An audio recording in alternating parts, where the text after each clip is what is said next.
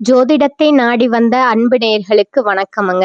எத்தனையோ வீடியோ பார்த்தாலும் இந்த ஒரு வீடியோ உண்மையா கஷ்டப்படுற உங்க வாழ்க்கைய மாற்றப் போகுதுங்க. அப்படி என்ன இந்த வீடியோல இருக்குன்னு தெரிஞ்சுக்கிறதுக்கு முன்னாடி நம்ம சேனலை முதல் முறையா பார்க்குறவங்களா இருந்தா சப்ஸ்கிரைப் பண்ணிக்கோங்க. பெல் பட்டனையும் கொடுத்து ஆல் அப்படிங்கிற ஆப்ஷனை சூஸ் பண்ணி வச்சுக்கோங்க. அப்பதான் நாங்க போடுற ஒவ்வொரு பதிவும் உங்ககிட்ட வந்து சேருமுங்க.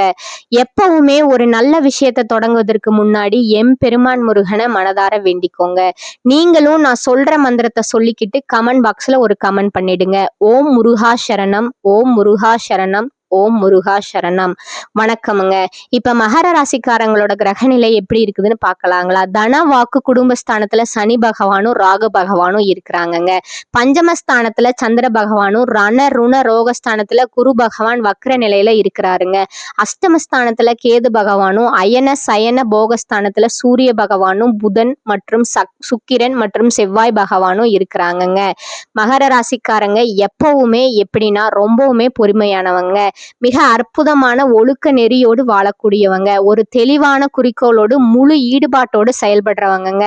சொல்ல போனா இவங்க ரொம்ப கடின உழைப்பாளிகளுங்க. உண்மையிலே அயராது உழைக்கக்கூடிய சக்தி இவங்களுக்கு இருக்குதுங்க.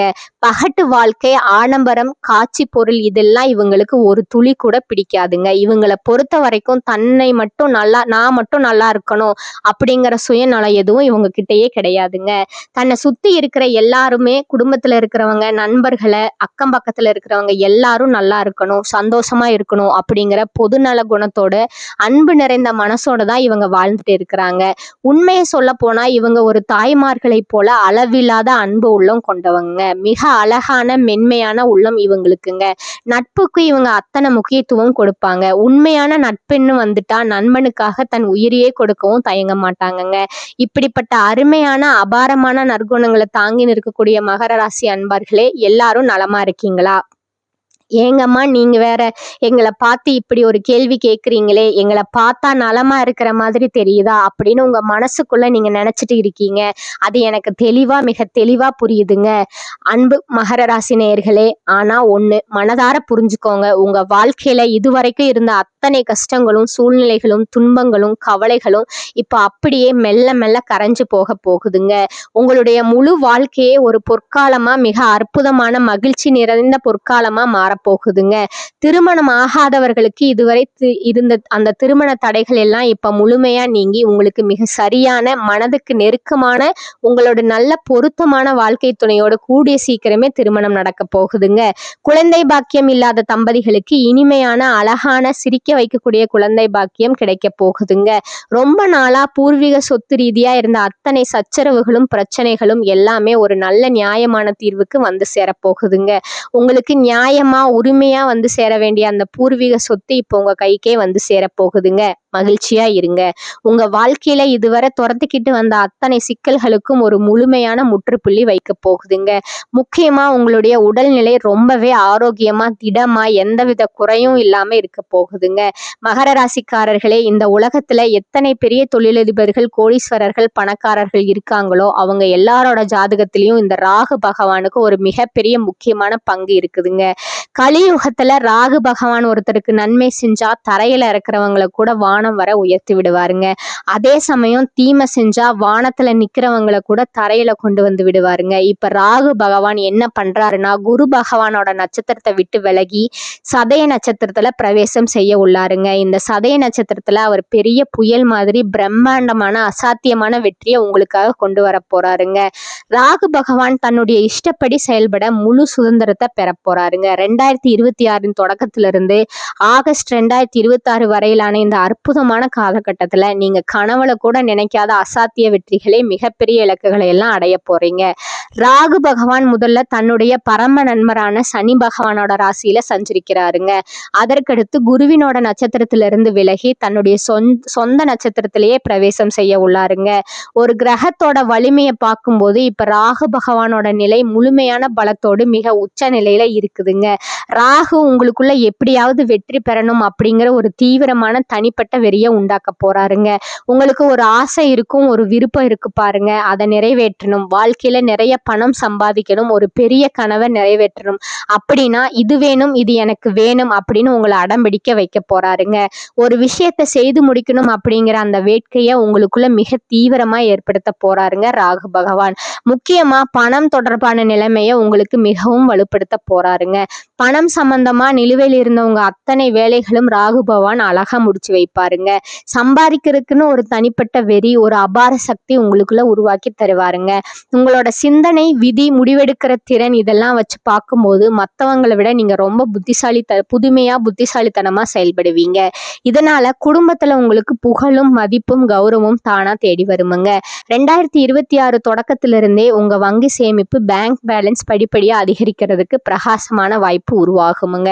உங்க பணம் எங்கேயாவது முடங்கி இருந்தா, இல்ல கடன் வாங்குறதுக்கு விண்ணப்பிச்சு தடைப்பட்டு நின்ன வேலைகள் எல்லாமே இப்போ நிச்சயமா உங்களுக்கு சாதகமா முடிய போகுதுங்க. ஆனா அதே சமயம் ராகுவோட சுபாவத்தை நீங்க சரியா புரிஞ்சுக்கிறது ரொம்ப ரொம்ப அவசியம்ங்க. யாரையும் கண்ணை மூடிக்கிட்டு நம்பாதீங்க. ஒரு வேலை ரொம்ப பேராசையிலோ குருட்டு நம்பிக்கையிலோ பண பரிவர்த்தனை செஞ்சீங்கன்னா அது ஆபத்துல முடிய வாய்ப்பு இருக்குதுங்க.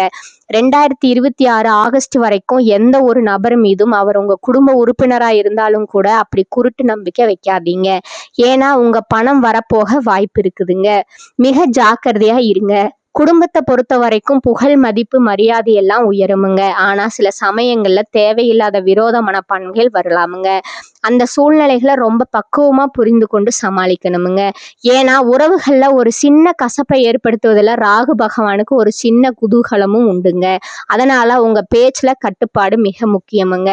சமாதானம் தண்ட பேத இந்த 4 வழிகளையும் பயன்படுத்தி உங்க வேலையை எப்படி சுலபமா முடிக்கிறது அப்படிங்கிறத அற்புதமான வித்தைய ராகு பகவான் உங்களுக்கு கத்துக் கொடுப்பாருங்க. ஆனா அதிக தன்னம்பிக்கை கொடுத்து சில தவறான வார்த்தைகளை பேச வைக்கவும் வாய்ப்பு இருக்குதுங்க. அதனால உங்க சொல்லுல நிதானம் மிக மிக அவசியமுங்க. நீங்க நிதானமா நடந்துக்கிட்டீங்கன்னா எந்த கெட்ட விஷயத்தையும் உங்களுக்கு சாதகமா மாத்திக்கிற அபார தர்க்க சக்தியை ராகு பகவான் தருவாருங்க. கொஞ்சம் எச்சரிக்கையா ஜாக்கிரதையா இருந்துக்கோங்க. அதுதான் உங்க வாழ்க்கைக்கு ரொம்பவும் நல்லதுங்க. நம்ம ராசி மண்டலத்துல 10வது இடத்துல இருக்கக்கூடிய ராசி தான் நம்ம மகர ராசிங்க. இதோட அதிபதி மந்தன் என்று அழைக்கப்படும் சனி பகவானுங்க. உத்திராடம் 2ஆம் 3ஆம் 4ஆம் பாதம், திருவோணம், அவிட்டம் முதல் 2ஆம் பாதம் இவற்றில் பிறந்தவங்க தாங்க மகர ராசிக்காரங்க. நம்ம மகர ராசிக்கு நட்பு ராசிகள் யாருன்னு பார்த்தீங்கன்னா ரிஷபம், கன்னி, மகரம், விருச்சிகங்க. இவங்க எல்லாரும் மிக நெருக்கமான நட்பு ராசிக்காரங்க. மகர ராசியில பிறந்தவங்க இயற்கையாலேயே ரொம்ப இரக்க குணம் கொண்டவங்க. இவங்க அழகான பேச்சால எதிரிகளை கூட நண்பர்களா மாத்திக்கிற ஒரு அற்புதமான வித்தை இவங்க கிட்ட இருக்குதுங்க. இவங்களை பொறுத்த வரைக்கும் தன்னோட வாழ்க்கையில 1000 பிரச்சனை வந்தாலும் அதை பத்தி ஒரு துளி கூட கவலைப்பட மாட்டாங்க. ஆனா நெருங்கிய உறவினர்களுக்கு ஒரு கஷ்டம் வந்தா முதல்ல ஓடி போய் செய்வாங்கங்க. மனப்பக்குவம் கொண்ட இவங்க தன்னோட குடும்பத்துக்காக ஒட்டுமொத்த வாழ்க்கையுமே அர்ப்பணிக்கக்கூடிய அன்பு மனசு இவங்களுக்கு இருக்குதுங்க.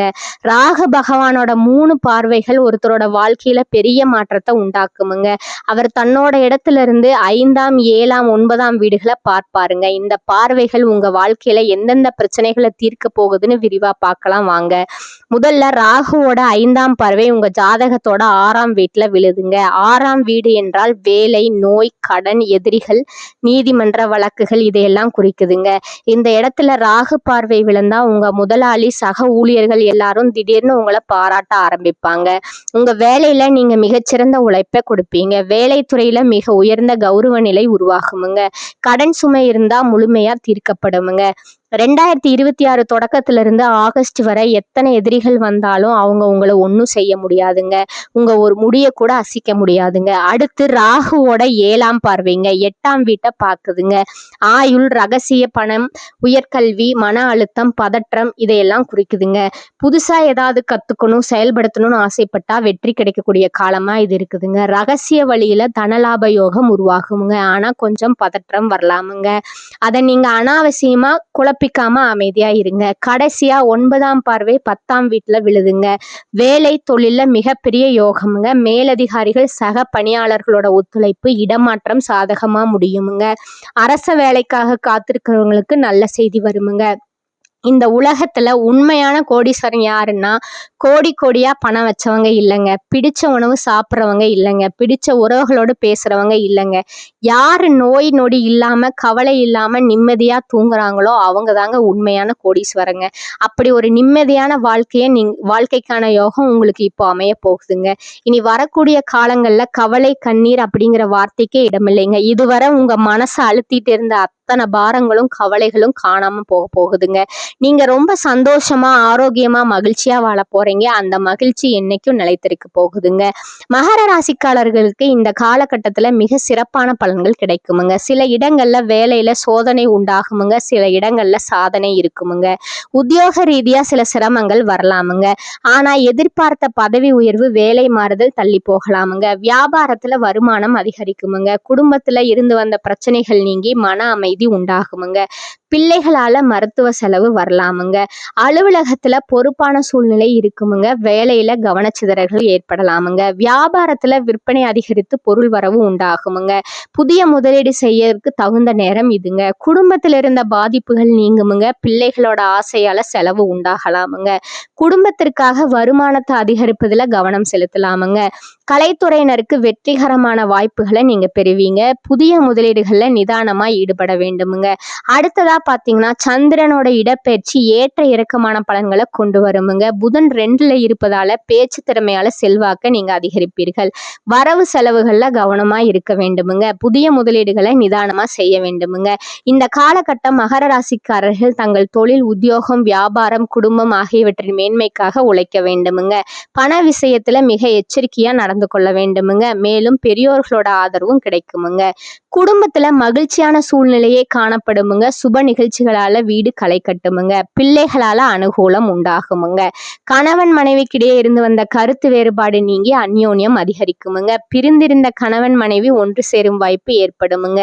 உறவினர்கள் வருகையால ஆதாயம் உண்டாகுமுங்க. பழுதான மின்சாரம் மின்னணு சாதனங்களை மாற்றி புதிதாக வாங்கக்கூடிய யோகம் வருமுங்க.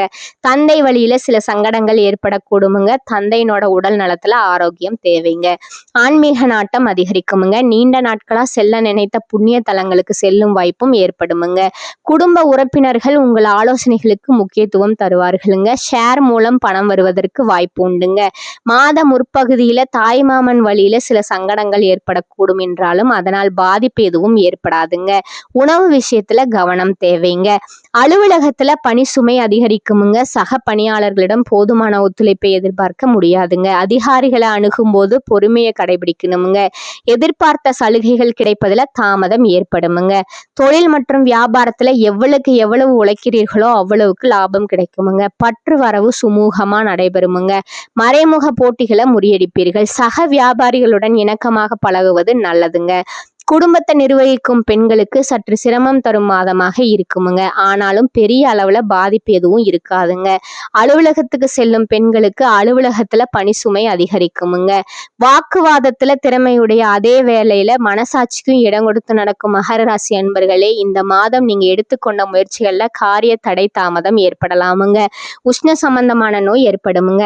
வீண் பயம் ஏற்படுமுங்க. ஏற்கனவே செய்த காரியங்களுக்கான பலனை அடைய வேண்டி இருக்குமுங்க. சிலர் வீட்டை விட்டு வெளியில் சென்று தங்க நேரிடலாமுங்க. வீண் வழக்கு விவகாரங்கள் வரலாமுங்க. எச்சரிக்கையாக செயல்படுவது நல்லதுங்க. சுக்கிரன் சஞ்சாரத்தால வெளிநாட்டு பயண வாய்ப்புகள் வரலாமுங்க. சிலர் வெளியூர் பயணம் செல்வார்களுங்க. எதிர்பாலித்தனருடன் பழகும் போது கவனம் தேவைங்க. தொழில் வியாபாரம் சுமாராக நடக்குமுங்க. பார்ட்னர்களுடன் சேர்ந்து தொழில் செய்பவர்கள் கவனமாக செயல்படுவது நல்லதுங்க. கடன் தொல்லை தலை தூக்கலாமுங்க. எச்சரிக்கையாக இருப்பது நல்லதுங்க. உத்தியோகத்துல இருப்பவர்களுக்கு கூடுதல் பணி சுமை, இடமாற்றம், அலைச்சல் போன்றவை இருக்கக்கூடுமுங்க. தடைபட்டிருந்த பணம் கைக்கு வந்து சேருமுங்க. குடும்பத்துல அமைதி நிலவ குடும்ப உறுப்பினர்களை அனுசரித்து செல்வது நல்லதுங்க. கணவன் மனைவிக்கிடையே மன வருத்தம் உண்டாகலாமுங்க. பிள்ளைகள் நலன்ல அக்கறை காட்டுவது நல்லதுங்க. வாகனங்கள்ல செல்லும் போது கவனம் தேவைங்க. பெண்களுக்கு எதிலும் தேவையற்ற வீண் கவலை உண்டாகுமுங்க. பயணங்கள் செல்ல நேரிடலாமுங்க. கடன் விஷயங்கள்ல கவனம் தேவைங்க. கலைத்துறையினருக்கு யோகக்காரகன் சுக்கிரன் ராசிநாதன் சனிக்கு கேந்திரம் பெறுவதால எதையும் சாதிக்கும் திறமை அதிகமாகுமுங்க. நினைத்த காரியத்தை நினைத்தபடி நடத்தி முடிக்க முயற்சிகளை நீங்க மேற்கொள்வீர்கள். புதிய நபர்களோட அறிமுகம் கிடைப்பதுடன் அத்துடன் அவர்களால நன்மையும் உண்டாகுமுங்க. சிறு பிரச்சனைகள் ஏற்பட்டு நீங்குமுங்க. நண்பர்கள் மூலம் நடக்க வேண்டிய காரியங்கள்ல தாமதம் ஏற்படலாமுங்க. அரசியல் துறையினருக்கு மனம் வருந்தும்படியான சூழ்நிலை ஏற்படுமுங்க.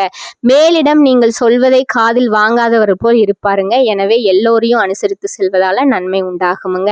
பழைய பாக்கிகளை வசூல் செய்வதில் உங்களுக்கு வேகம் இருக்குமுங்க. நினைத்த காரியத்தை செய்து முடிக்க எடுக்கும் முயற்சிகள் சாதகமான பலனையே தருமுங்க. வீண் மனக்கவலை உண்டாகுமுங்க.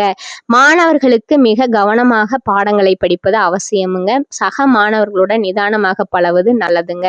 அடுத்ததா உங்களோட நட்சத்திர பலன்களை பார்க்கலாங்களா? முதலாவதா உத்திராடம் 2, 3, 4 பாதங்கள். இந்த காலகட்டத்துல குடும்பத்துல உங்களுக்கான மதிப்பும் மரியாதையும் கூடுமுங்க.